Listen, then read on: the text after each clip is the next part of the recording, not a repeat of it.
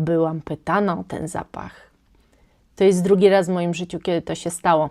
Każda nuta, która się wybijała w tym zapachu, pachniała źle, nie na miejscu, w sensie takim, że zniekształcona, jakaś taka śmierdząca wręcz bym powiedziała. Nie sprawdził mi się Sheringham Fleur de Tabac. Witam Was, kochani, serdecznie w kolejnym filmie na moim kanale. Z tej strony Marta i zapraszam Was na comiesięczne podsumowanie mojego perfumowego rollercoastera, bo każdy miesiąc to jest perfumowy rollercoaster. Codziennie co innego, 3 razy dziennie używane perfumy, ale o tym wszystkim zaraz Wam opowiem oraz o tym, jak dużo już perfum zużyłam. Zapraszam. Muszę Wam powiedzieć, że oprócz tego, że bardzo mi pomagacie w zużywaniu perfum, co nie ukrywam jednak mnie bardziej cieszy niż smuci, to ja sama też niezłą rękę do tego przykładam. I takim oto sposobem nie mam wyrzutów sumienia, kiedy zakupuję nowe flaszki, bo na ogół nie robię tego pojedynczo, tylko od razu w większej ilości. No i chciałabym z Wami pogadać o tym, co używałam, co mi się sprawdziło, a co mi się nie sprawdziło, bo no zawsze takie zapachy jednak są. I ta pora roku, wbrew pozorom, ma ogromne, moim zdaniem, znaczenie. I tak najpierw Wam powiem o tym, co kompletnie zużyłam. Powiem Wam o zapachach, które używałam, słuchajcie, i zużyłam do treningu. I o tych hurtowo Wam powiem, bo przecież nie będę o nich szczegółowo opowiadać. Najlepszym z tych wszystkich 3 to jest takie świeże mydełko, słodkawe, piękne.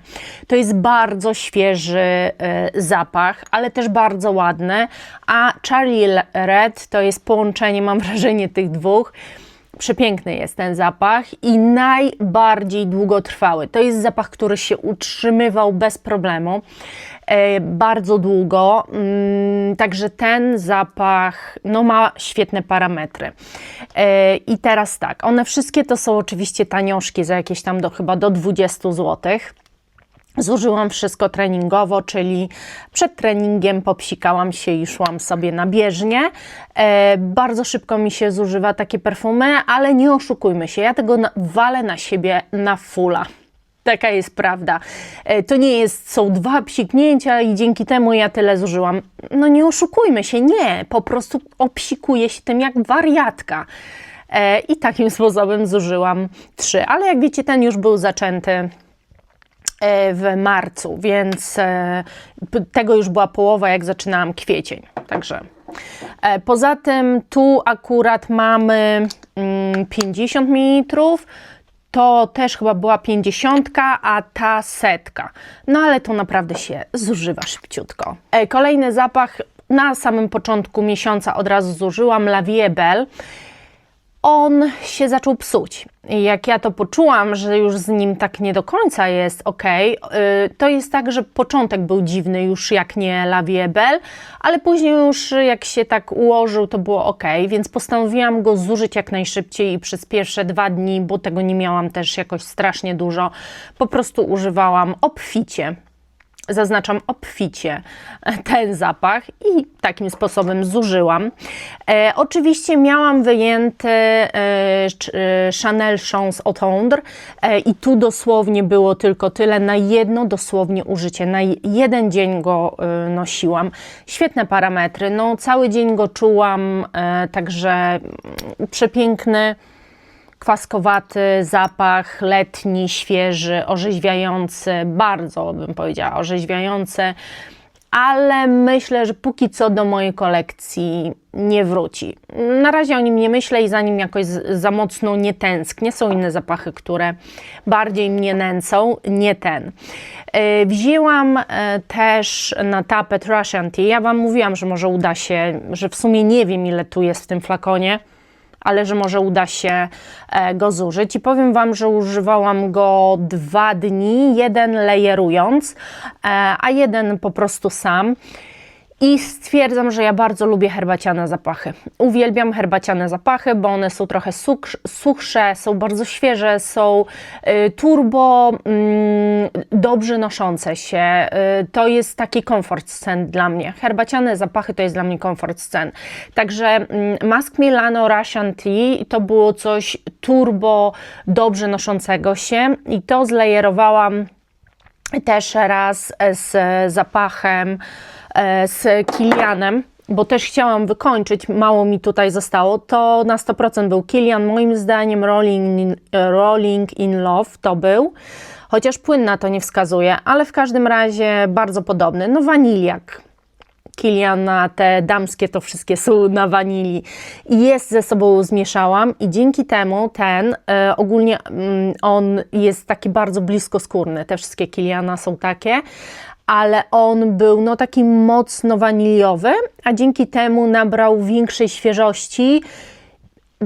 Jakby to było odkrywcze połączenie, to było turbo odkrywcze, ktoś mógłby taki zapach zrobić, herbaciano-waniliowy, to było coś blow my mind, powiem Wam szczerze, rozwaliło mi system. Cały dzień to bardzo dobrze czuję. Dzięki Musk Milano, wbrew pozorom, ten herbaciany zapach jest projektujący. Ten bliskoskórny zrobił się projektujący. Ta wanilia była taka bardziej wyczuwalna. Naprawdę świetne połączenie. No i takim sposobem tą zużyłam odlewkę i zużyłam cały flakon Russian Tea już. Shalimar. No tutaj poszło, mam nowy flakon 50 ml, a ten już został zużyty, także to był mój drugi flakon. Pierwszy był 90 ml, ten 30, następny jest 50, grubo. Wy oczywiście głównie wykupujecie, no ale ponieważ trochę mi zostało dosłownie na jedno użycie, 4 psiki, to sobie zaaplikowałam, jeden dzień nosiłam, a że jest to cudowny zapach. I ja, jeżeli komuś jeszcze muszę Shalimara L'Essence przedstawić, to tylko powiem tak. Nie sugeruj się Shalimarami żadnymi, po prostu spróbuj ten L'Essence. Jeżeli uwielbiasz zapachy typu Mon Guerlain, typu La Vie Belle, wszystkie pudrzaki typu Franck Boclet Orchid, zapachy waniliowe, ale ta wanilia jest wybitna, jest inna, jest wrażliwa oraz odrobinę pudrowości, to jeżeli lubisz takie zapachy, to gwarantuję Ci, że Shalimar L'Essence pokochasz. Miałam też bardzo mało już Salvatore Ferragamo Gentil Słonio. Naprawdę mało tego było, więc postanowiłam zużyć. I słuchajcie, z tym zapachem to były niezłe jaja. Użyłam sobie go na noc, bo ja go zapamiętałam jako takie mydełko. Taki trochę vintage'owy sznyt mydlany. Ale już teraz nie. Teraz był to dla mnie przyprawowy zapach, bardzo przyprawowy, pudrowy, taki suchy też. Jest jakaś odrobina mydlaności, ale to prawie niewyczuwalne. Nosiłam go na noc. Uwielbiam. Nauczyłam się pachnieć na wieczór. Mój mąż się do tego też przyzwyczaił i też uwielbia i mówi, że rano wstaje i czuje tę woń cały czas, że to jest bardzo przyjemne budzić się w czymś takim. I ja też stwierdzam, że to jest turbo przyjemne budzić się w takiej aurze zapachu.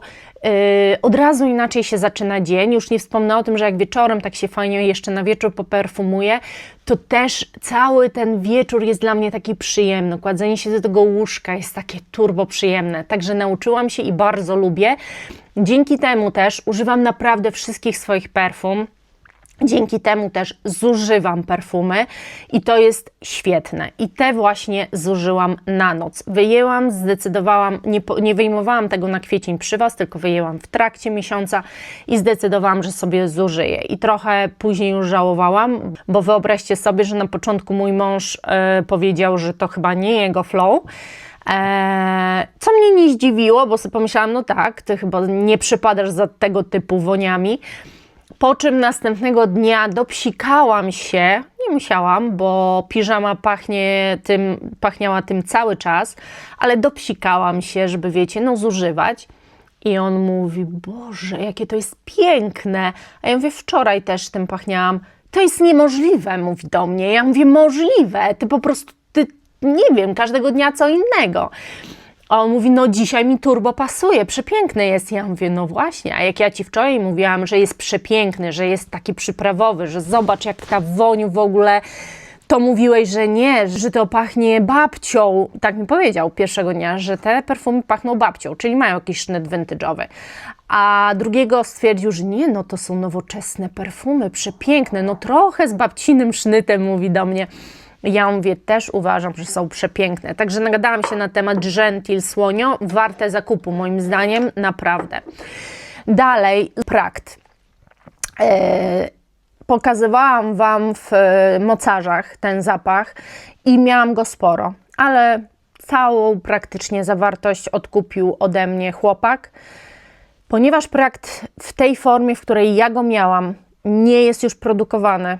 To, co obecnie wypuścili jako Prakt Svensk Parfum, to nie jest już ten zapach. To nawet nie do końca tak pachnie, już nie mówię o parametrach, ale nawet ten zapach nie do końca tak pachnie, jak ta wersja moja, którą miałam. I on poszukiwał takiej wersji, dzwonił do mnie, pisał do mnie w tej sprawie i wykupił całość. Więc no tylko tyle Wam pokazuję, że po prostu nie mam już Prakta w kolekcji, smuteczek, i nie kupię tego nowego wypustu, bo to w ogóle jest niewarte i to nie jest to. Zużyłam Valentino Born in Roma Purple Melancholia, przepraszam. Bardzo fajny, naprawdę to jest świetny zapach. Według mnie to jest słodki, ale nie przesłodzony, bardzo owocowy, bardzo taki wesoły zapach, świetny na lato według mnie. Zużyłam, ponieważ zostawiliście mnie reszteczkę, więc pomyślałam sobie, że okej, to w takim razie już zużyję do końca. Ja go miałam, przy Was wyciągałam go na ten miesiąc. W każdym razie ja go wyciągnęłam i jeszcze miałam w miarę, ale w trakcie cały czas była sprzedaż i sprzedaż, w końcu praktycznie nic mi nie zostało, no i został wykończony. Także nie mam już Purple Melancholic. Podobnie się stało z Narcotic Delight, jak tylko nagrałam Wam o Initio film i właśnie popowiadałam Wam o Initio, dałam Wam ten kod rabatowy, to ten zapach sprzedał się w mgnieniu oka. Zostało mi na ostatnie psiknięcie. I powiem Wam, że ten zapach trzymał się na mnie 2 tygodnie na ciuchach. Musiałam je wyprać, bo absolutnie nic nie było w stanie przebić się. Nie mogłam zakładać tych ciuchów po prostu, bo żaden zapach nie przykrywał tego. Niesamowity jest ten zapach, na tyle niesamowity, że bardzo się nosiłam z zamiarem odkupienia go, ale sama już nie wiedziałam, co mam zrobić. Jedna z Was mi napisała, że jest newsletter na Aelia, że spróbuj, tam 15% dają, ale ja go już miałam wykorzystanego. Wprawdzie mogłam podać inny mail, wiecie jak to jest. Podać po prostu inny mail, żeby znowu być na ten newsletter, ale kiedy wpadłam na to, żeby może jednak to zrobić i go kupić, bo nie mogę żyć bez Narcotic Delight, mimo że to nie jest już pogoda na niego, to kiedy na to wpadłam, Aelia zrobiła 24% rabatu, jeżeli wydasz powyżej 400 zł, powyżej 399, a że no ten zapach jest drogi, no to po prostu stwierdziłam, że to jest okazja, jakich mało, i faktycznie w bardzo dobrej cenie kupiłam nowy Narcotic Delight, a z tą buteleczką się żegnam. Dla mnie wybitny tytoń, jeden z najlepszych, jaki może być. Ten zapach jest owocowy, jest bardzo gęsty, ale nie przytłaczający. To jest woń słodka, ulepna. Nie jest to woń taka cukierkowa, tylko jest ulepna, bo ten tytoń jest taki jakby owocowy i dosyć taki lepki. Jak tytoń jest? Tytoń jest lepki generalnie.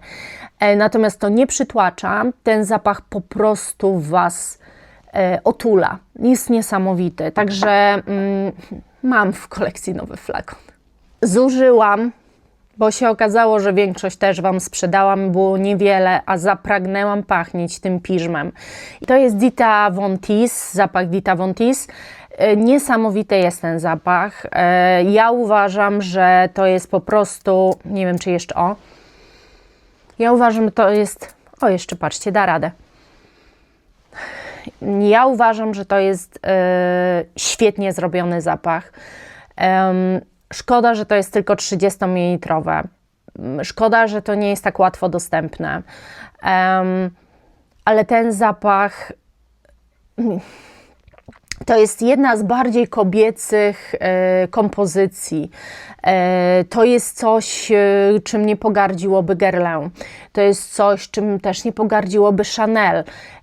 To jest idealnie ukręcony zapach kobiecy, piżmowo-różany, tak bym go nazwała.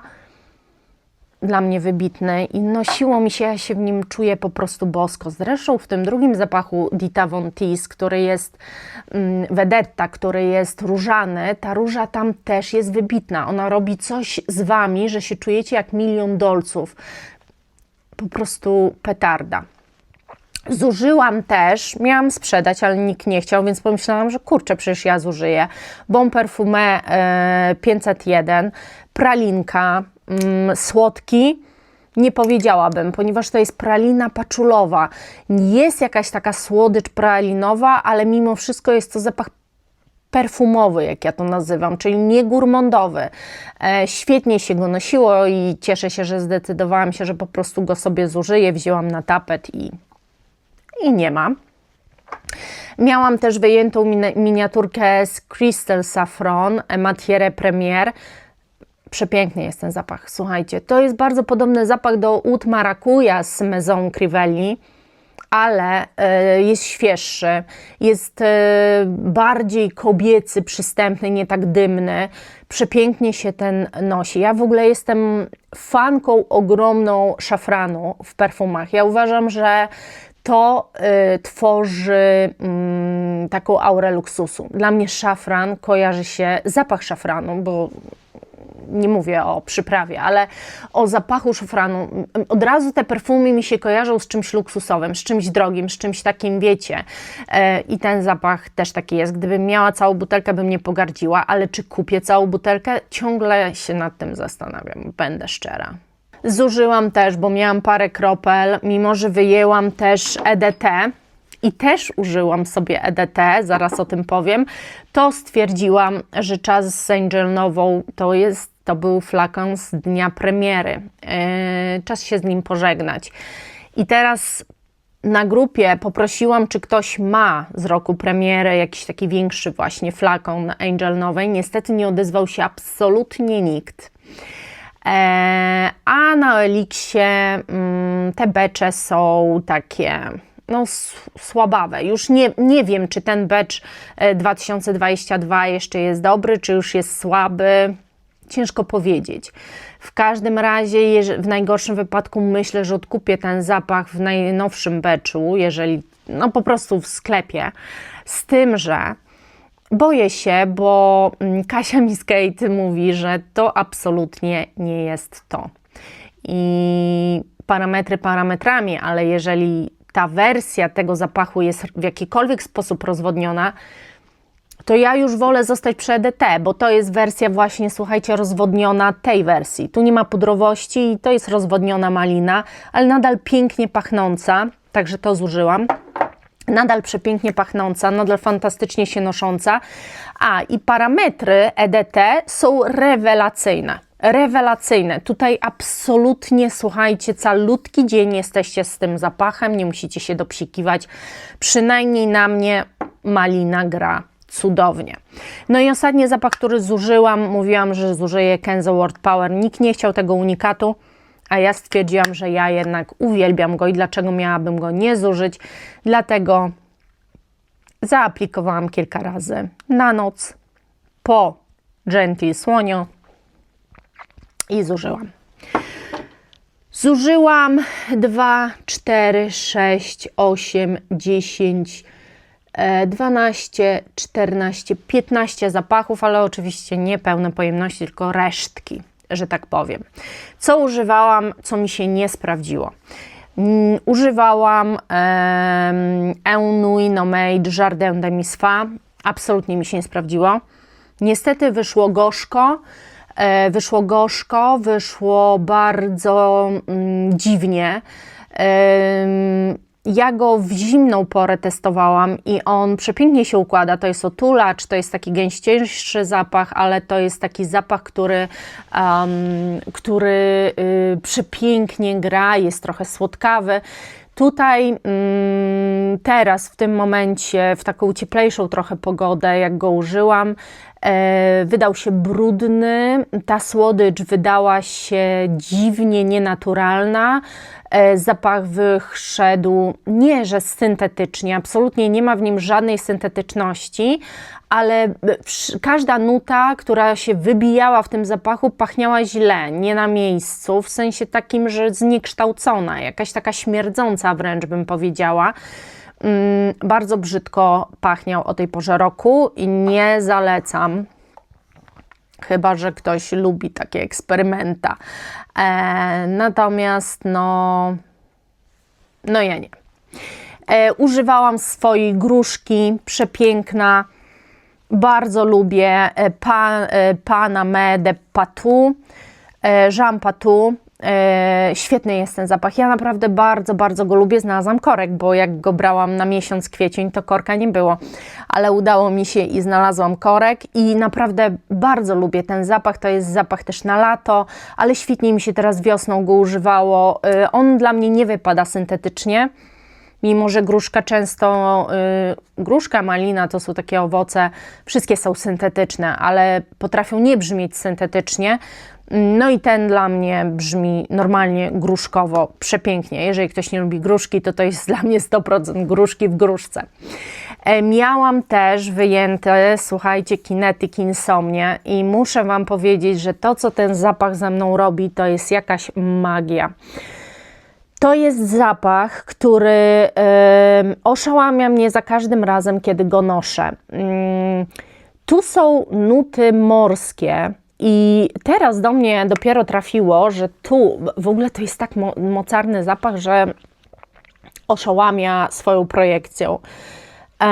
Tu są nuty morskie, które tym razem wpadały troszeczkę w Megamare Orto Parisi, ale tam te nuty morskie to jest całość tego zapachu i taka chlorowana woda dla mnie, tak to pachnie, natomiast tu są nuty drzewne. Tu jest dużo więcej i te nuty morskie są tylko takim dodatkiem, taką szczyptą soli, która wydobywa inne nuty. To tak jak z ciastem. Do ciasta trzeba dodać trochę szczyptę soli, żeby wydobyć słodycz bardziej ciasta. I dla mnie to jest właśnie coś takiego, że tu dzięki tym nutom morskim wydobywa się ta drzewność. Ten zapach cudownie się zmienia. Mam wrażenie, że przez cały dzień tak cudownie do Was dochodzi. Wybitnie zrobiona kompozycja, kompletnie niedoceniona też mam wrażenie. Mało się o niej mówi, a jest naprawdę zapach zaskakujący, przepięknie projektujący, cudownie się noszący. To wszystko tam tak gra idealnie w nim. Jest tak fajnie zblendowane, a jednocześnie wszystko do Was dociera i dochodzi.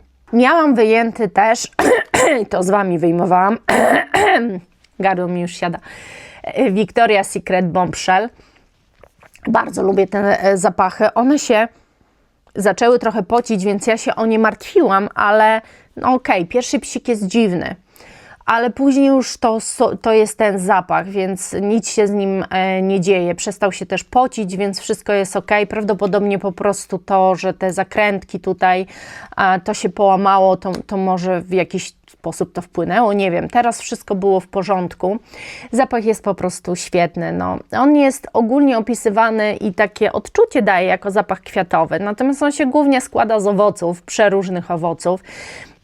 I właśnie ta owocowość jest w taki sposób podana, że ogólnie mamy wrażenie, że jesteśmy ubrane w jakiś taki cudownie piękny, wiosenny, kwiatowy zapach. Bardzo, bardzo lubię. Bardzo dobrze jest odbierany ten zapach. To jest zapach komplementogenny. Wybitnie też projektujący, cudo. Nosiłam też mój najnowszy zakup, włączyłam w trakcie, ponieważ kupiłam Fugazi Born to Stand Out. Możecie kupić albo w marce Born to Stand Out zapach Fugazi, albo w marce Fugazi zapach Born to Stand Out. Chodzi o to, że oni mają współpracę i każdy ten sam zapach wydał w swojej marce, w swojej butelce. I tam też jest butelka biała, Born to Stand Out. Większość ma butelek białych, mają też czerwone. To ekstrakty już. Ale w białych, tylko że tam jest taka, korek jest taki rozchodzący się, no a Fugazi ma tego typu butelki, więc zrobił białą butelkę, tylko że swój korek i taki a la pan w kapeluszu, nie? Bo to tak ta butelka się kojarzy. W każdym razie jest to zapach ze współpracy moim zdaniem świetnej. Zastanawiałam się w ogóle, jak ten zapach mam Wam opisać. Rozmawiałyśmy raz na live'ie i jedna z Was mi powiedziała właśnie, że co ja myślę o tym zapachu, że jest taki piękny, fantastyczna współpraca. Ja go kiedyś testowałam i on mi utkwił w pamięci. Ja cały czas go miałam w pamięci, że po testach byłam zachwycona, że zrobił na mnie po prostu efekt wow. I on robi efekt wow. To jest zapach nie do opisania, słuchajcie. To jest zapach z Akigalą w sercu, ale ja bym nie powiedziała, że to jest zapach z Akigalą. Zapachy z Akigalą w bazie zachowują się inaczej i trochę inaczej pachną niż w sercu. W sercu ta Akigala nie jest tak słodka. Ona jest bardziej wytrawna. Przez to też, że znajduje się tu pieprz oraz takie ostre geranium, ale przede wszystkim wszystko jest na bazie tytoniowo-skórzanej, którą czuć. Zapach jest nie do opisania, jak cudownie tańczy na ubraniu czy na skórze. Bardzo, bardzo długotrwały, projektujący, ale nie jakoś mega, to nie jest wypełniające pomieszczenie, ale zdecydowanie go od Was czuć. Zapach jest naprawdę bardzo ciężki do opisania. Fragrantica opisuje go jako zapach aromatyczny, świeżo aromatyczny. Dla mnie, ja bym go opisała jako skórzano-drzewno-pieprzną historię. Tak go odbieram. Ten pieprz tu czuć zdecydowanie. Te geranium jakby z tym pieprzem jeszcze bardziej, może inaczej, robi z tego zapachu taką pylistość delikatną. Ale z drugiej strony ta Akigala, która nie jest tak słodką Akigalą, drzewnością, którą znamy z innych zapachów, ta Akigala tu jest taka gęsta, daje takiej gęstości temu zapachowi, a skóra z kolei znowu świeżości. To jest zapach pełen sprzeczności, bardzo ciężki do opisania, ale mówię Wam, że jest to kompozycja ultra wyjątkowa. Ta współpraca to jest jakiś kompletny sztos. Naprawdę świetne. Wzięłam też do używania, chociaż nie z Wami, Haute Couture Givenchy, ja mam EDP. Wzięłam i oczywiście też sporo wykupiliście, ale ja też sporo zużyłam. Wzięłam go też na noc. To też był mój taki nocny hicior. Taki zapach, który kojarzy się z jakimiś tkaninowymi rzeczami. Tak mi się przynajmniej kojarzy. W ogóle chciałam Wam powiedzieć, że wyszła nowa linia w L'Art La Matière Guerlaina. I tam wyszła popelina właśnie, bawełna, kaszmir chyba też. No po prostu zapachy jakby tkanin. I jestem bardzo ciekawa tej linii, nie będę ukrywać. Dlatego, że po Haute Couture, ja nie wiem, czy Wy wszyscy tak odbieracie, jak tkaninowy taki zapach, ale ja tak odbieram, jak taki sweterek, taka tkanina jakaś, grubsza, fajna. I jeżeli tak odbieracie i lubicie tego typu wonie, to może być właśnie ta linia Guerlaina, może sprostać naszym oczekiwaniom. W każdym razie bardzo się cieszę, że mam ten zapach i bardzo serdecznie polecam, bo on nie jest drogi, a moim zdaniem to jest i na noc, i na dzień, i na trening. To jest taki zapach totalnie wszechstronny i nikomu kompletnie nie zawadzający, co czasami jest bardzo ważne. Miałam też wyjęte, i to wyjęłam oczywiście już z Wami, Luxury Collection Alvarez Gomez Santa Reden. I teraz tak, to jest zapach, który czasami jest najpiękniejszym drzewem sandałowym, tylko niby kremowym, ale też świeżym, a czasami brzmi syntetycznie. Moim zdaniem w zależności od temperatury jednak. Im cieplej, tym cieplej on wypada i mniej syntetycznie. Im zimniej, tym bardziej chłodno wypada, wręcz mroźno i syntetycznie. Cały czas jednak nie można pomylić tego z niczym. Jest to zapach drzewa sandałowego. Miałam też wyjętą tą swoją miniaturkę, postanowiłam, że nie zużyję całej, bo jest zbyt piękny ten zapach Mégis Noir Eau de Toilette Lancôme. To jest jeszcze ta stara wersja i to jest naprawdę stara wersja. Projektuję mistrzowsko ten zapach. Przepiękna historia, vintage'owa, mocniejsza, taka bardzo zielona, bardzo realistyczna wręcz można by powiedzieć. Jest to napakowane towaru co niemiara i tak naprawdę nie wiecie do końca, co czujecie. Wiecie, że jest to stare perfumiarstwo z najwyższej półki. Wyjęłam też sama sobie, bo zapragnęłam po prostu ponosić ten zapach, nie ukrywam, i jest to Frappé 6 Hours to Rio i ten zapach jest mistrzostwem świata. Naprawdę ten zapach jest mistrzostwem świata. To jest zapach totalnie na lato też moim zdaniem. Ogólnie muszę Wam powiedzieć, że Frappé to jest marka, która da Wam wyjątkowość. Po pierwsze, nie będziecie pachnieć jak reszta, bo Frappé to nie jest marka znana nie wiadomo jak mocno. Niewiele osób po nią w ogóle sięga. Bardzo duży błąd. Po pierwsze, czujecie tę jakość. Naprawdę ją czuć w każdym pryśnięciu. Po drugie, te zapachy wydaje Wam się, że nie projektują, a okazuje się, że za moment ktoś do Was podchodzi i się pyta o ten zapach. No, bo byłam pytana o ten zapach. To jest drugi raz w moim życiu, kiedy to się stało. Kiedy osoba randomowa, nieznająca mnie kompletnie, w sytuacji publicznej podeszła i się zapytała, czym pachnę. Pierwszy raz przy Balmain Destin było, a teraz drugi raz. Bo wiecie, co innego, kiedy pyta Was o to sąsiad, a co innego, kiedy randomowa osoba w przestrzeni publicznej podchodzi do Was. Po trzecie, to jest zapach, w którym nie ma co się nie podobać. Naprawdę jest po prostu letniaczkiem. Ale jak mówię letniaczek, to brzmi niezbyt poważnie, a to jest jednak bardziej poważny zapach. Po czwarte, wszystkie kobiety, które nie lubicie niuansów męskich, to chyba nie jest dla Was zapach, bo tu takie niuanse są. Ale jeżeli chodzi o ten zapach, to mi to kompletnie nie przeszkadza. I jest to tak skomponowane, że według mnie jest to 100% unisex. Ja tylko po prostu Was znam. I wiem, że skoro odbieracie Bois Imperial bardzo, bardzo męsko, zresztą się nie dziwię i nie uważacie go za unisex, jest wiele z Was takich, to do tego możecie mieć bardzo podobny zarzut. Ale ten zapach to jest jakaś petarda i szczerze powiem, to całe lato mogłabym go przenosić i zużyć, naprawdę. Może teraz Wam powiem o zapachu, który mi się nie sprawdził. Gadam już bardzo długo, więc będę się streszczać. Nie sprawdził mi się Sheringham Fleur de Tabac.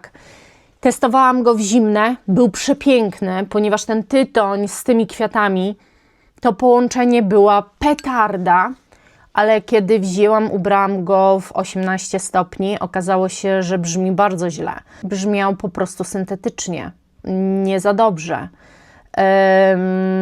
Jakoś tak te kwiaty były nie na miejscu, ten tytoń też nie bardzo. Te połączenie było takie toksyk wręcz. Także to jest absolutnie zapach tylko na zimę według mnie, na jesień taką chłodną albo na wiosnę chłodną, ale na pewno nie na 18 stopni. Natomiast ten gagatek, jeżeli szukacie czegoś na lato owocowego, co będzie krzyczało na kilometr i co... Dobra, nie powiem Wam tego, bo będzie film z moim mężem, ale ogólnie ten zapach robi furorę. naprawdę wśród znajomych robi furorę. Nie wiem, czy on będzie za moment do kupienia, bo tyle osób, ile się o niego zapytało i pędziło, żeby go kupić, to jest szok. Ja po prostu uwielbiam. On jest kwaskowaty, ale ta kwaskowatość jest idealna. Nie będzie raczej Wam to przeszkadzało. Tak jak na przykład w Tkliwi Nihiliście, tym rabarbarowym zapachu. Petarda. Miałam też na sobie Impadię. Kocham, uwielbiam. Mogłabym nosić cały czas, nie przeszkadza mi żadna pora roku. Kocham, po prostu kocham ten zapach i tu nie mam nic więcej do powiedzenia. Uwielbiam. I ostatnie zapachy, o których Wam powiem, to jest 2 i 3 z Anik. Ja uwielbiam te zapachy. To są dla mnie komfortujące zapachy, to są zapachy dla mnie codzienne, ale które mają niesamowitą trwałość. Absolutnie nie potrzebuję się dopsikiwać, ale chciałam Wam też powiedzieć, że one są naprawdę świetnej jakości. W sensie takim, że te składniki, to jak się układają, to brzmi jednak gdzieś tam z tyłu głowy niszowo.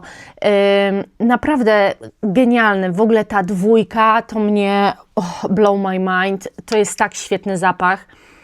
3 też. One są po prostu piękne.